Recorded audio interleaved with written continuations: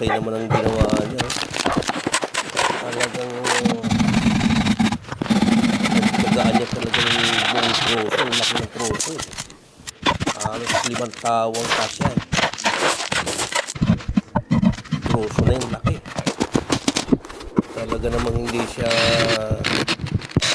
kumpleto pa siya sa gamit. Tingnan mo naman yung kanyang gamit. Mayroon pang pinso.